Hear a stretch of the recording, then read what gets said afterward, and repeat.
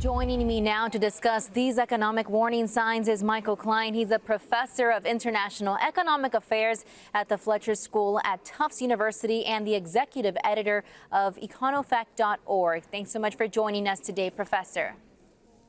Thank you, Andrea. It's a pleasure to be with you. So first, help us understand what's happening here. The Dow dropped on Wednesday, just a day after it had gone up. Why are we seeing these sudden shifts? There are a lot of concerns about what's happening in the U.S. economy. Part of it is the uncertainty associated with the president's tariff policy, putting tariffs on, taking them off, but also the world economy as a whole is starting to slow down. Germany had a quarter of negative growth. It has another quarter that'll be a recession. China is slowing down. So in the midst of a slowdown in the world economy, there are real concerns about what's happening in the United States as well.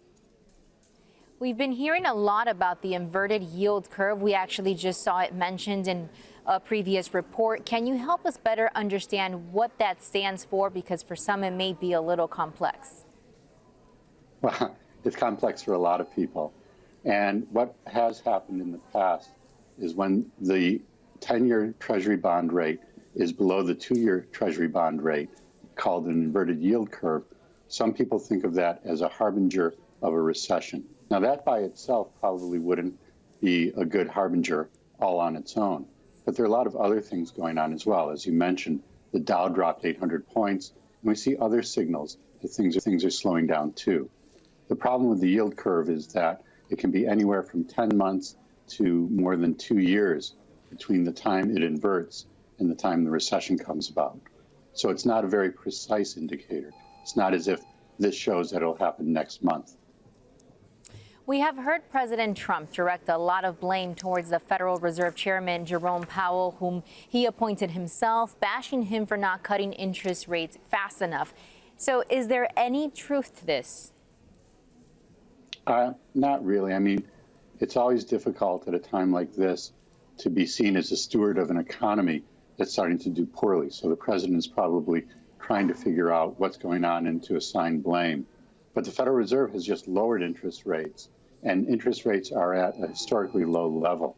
One of the concerns they might have is if things really turn badly, they want to keep their powder dry and be able to lower rates when it's needed. It's not quite needed yet in the United States, but we're getting close.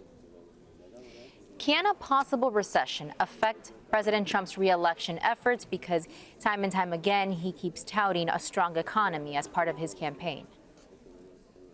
Well, it's not just any President Trump, but any president is affected by the state of the economy when he's running for re-election.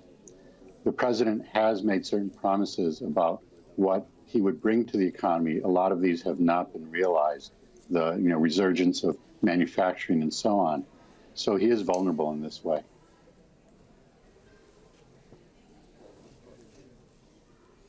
Given current economic conditions, relatively low unemployment, for example, what could a recession mean for just average Americans that are listening to us right now? Well, some people will lose their jobs. That's what happens in a recession. And of course, that's a very painful thing, not just economically, but just for your sense of well-being as well. The stock market might soften. People might see their pension plans losing value. And just the uncertainty associated with that is very painful for many people. So recession reaches widely and deeply and affects a lot of people. So if the economy does turn down, it's going to have an adverse effect on a lot of people's lives. What would be your message to all those people who right now are sitting at home or at work worried about their investments in the stock market or who have a large mortgage loan? Well, it's difficult to try to time stock market turns and try to take advantage and sell at the peak and buy at the trough. So the traditional advice is just to buy and hold and try to weather the storm. Don't try to outsmart the market. People, very smart people, spend all day focusing on the market, and you can't really beat the market. But in the long run, stocks provide a pretty good hedge against inflation, and they bring back good returns. But there will be rough patches as well. Well, thank you so much, Professor, for providing us with all this insight. And I just say, let's hope for the best. Yes, let's hope for the best. Thank you, Andrea. Thank you.